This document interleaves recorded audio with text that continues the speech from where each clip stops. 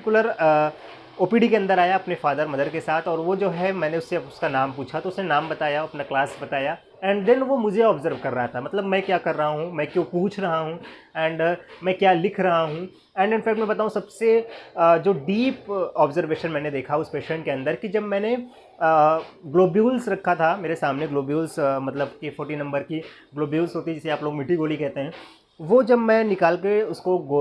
मतलब कि शीशी के अंदर जब मैं डालने लगा, देन उसका देखने का तरीका इस तरीके से था, मतलब वो देख नहीं पा रहा था लेकिन अपने पैर को उठा के ऑब्जर्व कर रहा था कि ये उसमें से क्या निकाला। एंड देन मैंने मेडिसिन निकाली तो वो घूम कर आकर देख कर उसको ऑब्जर्व कर रहा है कि नमस्कार दोस्तों, मैं हूं अनुप मिश्रा, स्वागत है आपका यूनिक होम्योपैथिक टीम के आज इस ब्लॉग में। माइंड रूब्रिक्स को लेके हम लोगों ने कई ऐसे सेशन अपने में स्टार्ट किया था, और मैं ऑलरेडी एक ऐसी संस्था का स्टूडेंट हूं जिसका नाम है एऑन होम्योपैथी। ये होम्योपैथिक की एक पाठशाला है जहाँ पे होम्योपैथिक के बड़े बड़े यानी एमडी जैसे भी डॉक्टर्स यहाँ पर आकर और भी होम्योपैथिक को अच्छी तरीके से सीखने की कोशिश कर रहे हैं, क्योंकि होम्योपैथिक में 5 साल कम पड़ जाते हैं, सीखने के लिए पूरी उम्र बाकी है। इस क्लास को संचालित करने वाले डॉक्टर सुशील दुबे सर ऑलरेडी उन बच्चों के साथ वॉलेंटियर्स की तरह लगे हुए हैं, क्योंकि उनका सिर्फ एक ध्येय है कि होम्योपैथिक की जो एक अनोखी पद्धति है वो हर गांव हर शहर तक लोगों को ठीक करने में सक्षम हो। इसी पाठशाला का एक पढ़ा हुआ लड़का, जहाँ पे बहुत सी ऐसी चीज़ें हम लोग सीखने की कोशिश करते हैं, सिखाने की कोशिश करते हैं। ज़िंदगी में सिर्फ वो इंसान मत बनिए कि हमें कब कहाँ कैसे किसके साथ रहना है, बल्कि ऐसा इंसान बनिए कि हम किसी के भी साथ अपने आप को खड़ा कर पाएँ, और आगे समाज में जब हम कभी भी किसी के साथ चलें तो हमें बुरा ना लगे। इन सब चीज़ों को एक अलग जगह पर रखते हुए मैं आज अपने टॉपिक्स को लेकर बात करूं कि रूब्रिक्स को लेके हमारे अंदर बहुत सी ऐसे मतलब कि मेरा कॉन्फिडेंस लेवल बहुत अच्छा नहीं था, और देन मैंने एऑन होम्योपैथी की क्लासेस लेना स्टार्ट किया। तो कहीं ना कहीं उनकी जो प्रॉपर टीम है सर की, वो बहुत अच्छी तरीके से आपको सिखाती है, और आज इसी एक क्लास का एक सब्जेक्ट मैं आप सभी तक लेकर आया हूँ। इस क्लास में बहुत से ऐसे भी बच्चे हैं जो भी फर्स्ट सेकंड थर्ड फोर्थ के ईयर में भी हैं, और उनको भी सीखने की ज़रूरत है। तो हम लोग का एक अनुभव, छोटा अनुभव, और इसके साथ साथ जो डॉक्टर ऑफ मेडिसिन हैं यानी कि एमडी सर हमारे, उन सब ने इस तरीक़ों को मतलब कि रूब्रिक्स को इतने आसानी से आप सभी तक सिखा दिया है कि अब हमें लगता नहीं है कि हम कभी कॉन्फिडेंस तरीके से हम रूब्रिक्स को रिपोर्टराइज ना कर पाएँ, या फिर इस तरीके से माइंड रूब्रिक्स को पढ़ ना पाएँ। समझने की चीज़ें हैं, अगर हमें बेसिक समझ में आ जाती हैं तो हम सक्षम हैं होम्योपैथिक की उस माइंड के साथ खेलने के लिए, जहाँ पर लोग ऑब्जर्वेशन में ही मतलब देख के ही लोगों को बीमारी बता देते हैं। तो आइए, आज का हमारा टॉपिक है माइंड रूब्रिक्स का एक बहुत बड़ा खेल, केस नंबर 1। हम अपने सेशन में रिव्यू सेशन भी लेकर आने वाले हैं, जिसमें रिव्यू में आपको मैं बताऊंगा किस तरीके से हमारे पेशेंट ने मेडिसिन ली है और उनका रिव्यू क्या है, वो भी इस वीडियो में वो प्रॉपर अपना एक वीडियो शूट करके देंगे, और वो रिव्यू सेशन होगा जिसमें वो लोग अपना फीडबैक देंगे। एंड अभी हम लोग केस नंबर 1 को लेके एक ऑब्जर्वेशन हमने आप किया है, और वो आपको बताता हूँ कि केस ट्रैकिंग का कॉन्सेप्ट रिपोर्टराइज तक कैसे पहुँच जाता है। चलिए शुरू करते हैं आज का सेशन। आज के सेशन में बीमारी क्या, दवा क्या दे दिया, इस संदर्भ में कभी कभी हमें लगता है, और कैसे करते हैं, इस सारी चीज़ें हम इस वीडियो में आपको बताने वाले हैं। तो चलिए फटाफट शुरू करते हैं आज का सेशन।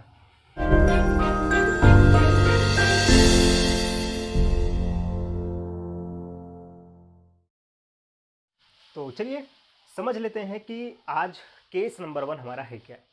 मैं प्रॉपर ओपीडी में बैठा था, एक पेशेंट आता है जिसकी उम्र लगभग 12 साल थी।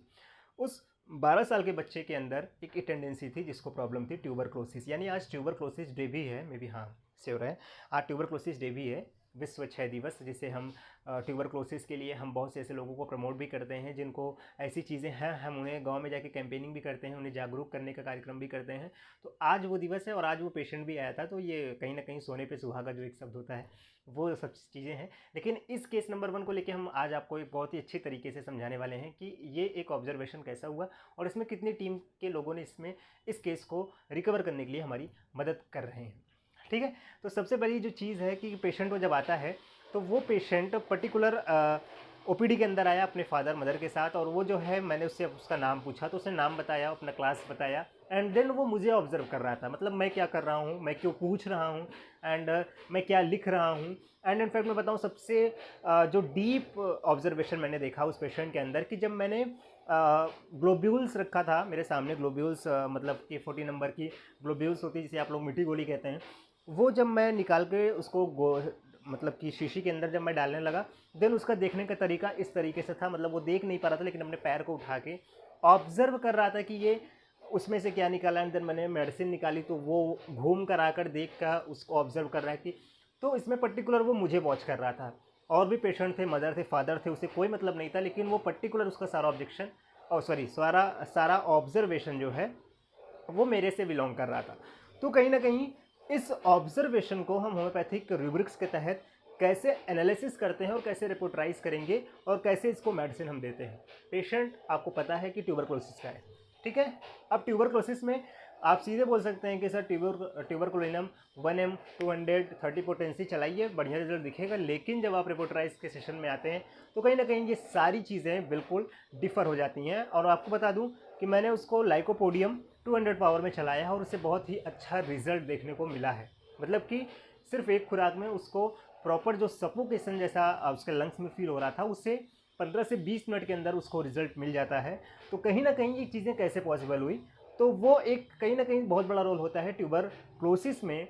हम या फिर कोई भी क्रॉनिक केस हो उसमें जितनी अच्छी हम रिपोर्टराइज, जितना अच्छा हमें रूब्रिक्स पता चलेगा, उतनी ही अच्छी तरीके से हम होम्योपैथिक को और अच्छी तरीके से प्रमोट कर सकते हैं और आगे ला सकते हैं। मैंने अभी तक ये मेरा खुद का क्राइटेरिया रहा कि मैंने इस पर ऑब्जर्व किया, सारी चीज़ें की। अब मैं बात करता हूँ कि मैंने अपनी टीम एऑन होम्योपैथिक से जब मैंने इस केस को कंसल्ट किया तो उनकी भी टीम ने एक बहुत ही अच्छा ऑब्जर्वेशन दिया और कहीं ना कहीं जो मेडिसिन उन्होंने बताई उस मेडिसिन का क्राइटेरिया वाकई बहुत बड़ा था।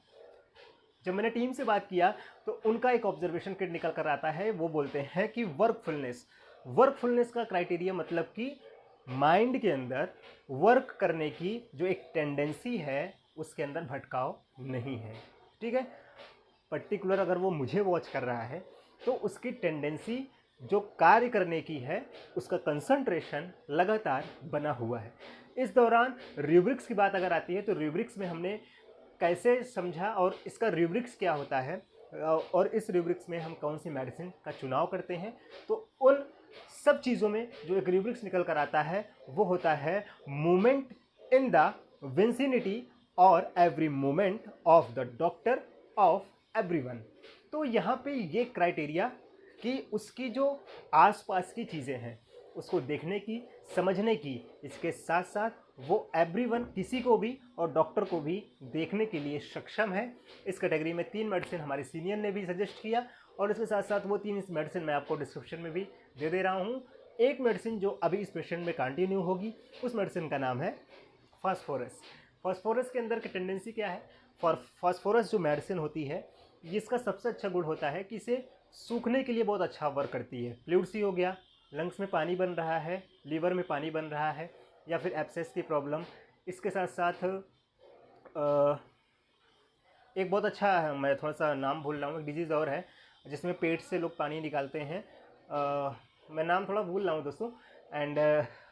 उसमें भी इसका बहुत ज़्यादा रोल होता है, ठीक है। तो उसमें ये सारी चीज़ें हैं कि हम अब इसमें फास्फोरस जैसे मेडिसिन भी चलाने वाले हैं जिसमें लंग्स पे हुए ट्यूबरकुलोसिस से इन्फेक्शन से हम इसे रिकवर कर पाएँ और उसे ठीक कर पाएँ। तो आज का होम्योपैथिक ये टॉपिक केस नंबर 1 हमारा है जिसमें हमने केस को लेके प्रॉपर ऑब्जर्वेशन को लेके कार्य किया और ऑब्जर्वेशन में किस तरीके से हम केस को एनालिसिस करते हैं और केस एनालिसिस के बाद कौन सा रूब्रिक्स चुनाव करते हैं और इसके साथ साथ डिग्री, सिम्टम्स कौन से मिलते हैं तो हम मेडिसिन का चुनाव करते हैं। इन सब संदर्भ में मैंने आपको टॉपिक क्लियर करने की कोशिश की है और बहुत जल्द हम लोग माइंड रूब्रिक्स को लेके बहुत बड़ा और बहुत अच्छी तरीके से आप सभी तक कुछ नया लेकर आने वाले हैं। तो ऐसे ही अपडेट्स के लिए चैनल्स को लाइक कर लें, सब्सक्राइब कर लें और अगर आपकी कोई क्वेरी है, आप रूब्रिक्स या फिर केस एनालिसिस सीखना चाहते हैं तो आप दिए गए नंबर पर संपर्क करें। हम अपनी पूरी टीम के साथ आपको भी अपने साथ लेकर चलेंगे और आपको भी ये जो एक असमंजस स्थितियाँ हैं ना कि हम इसे सीख नहीं सकते, बहुत कठिन है, ऐसा कुछ नहीं है। मुझे भी पहले ऐसा लग रहा था कि जब हम लोग ने फर्स्ट ईयर, सेकेंड ईयर के लास्ट ईयर, थर्ड ईयर जब हम लोगों ने इसको स्टार्ट किया था तो लगता था कि ये बहुत ही ज़्यादा कॉम्प्लिकेटेड होगा हमारे लिए, लेकिन अब नहीं लगता है जब से हमने इस क्लासेस को ज्वाइन किया है। और कहीं ना कहीं बड़े से बड़ा केस हम छोटी सी दवाओं में ठीक करने में सक्षम हो जाते हैं क्योंकि वहाँ पर ऑलरेडी हमसे भी बड़े बड़े डॉक्टर्स वहाँ पर बैठे हैं और बहुत ही अच्छी तरीके से ऑब्जर्वेशन और इसके साथ साथ उनका पूरी ज़िंदगी उन्होंने होम्योपैथिक के लिए लगा दी, तो कहीं ना कहीं वो अनुभव कभी ख़राब नहीं होगा। और अगर ऐसे अनुभव के साथ हम लोग रहते हैं तो हम लोग की आने वाली होम्योपैथिक की पीढ़ियाँ याद करेंगी कि कोई डॉक्टर इस तरीके से हमें सजेस्ट किया और इस तरीके से हम लोग से बात करता था जैसे वो हमारे साथ हमारे घर के हों। तो आई होप आपका ये वीडियो आज का कॉन्सेप्ट केस नंबर 1 को लेके काफ़ी क्लियर हो गया होगा। तो ऐसे ही टिप्स एंड ट्रिक्स के लिए चैनल को लाइक कर लें, सब्सक्राइब कर लें और ऐसी अपडेट्स के लिए हम मिलेंगे अपने नए वीडियो में। तब तक आप सभी अपना ध्यान रखें, स्वस्थ रहें, मस्त रहें। जय Hind, have a nice day.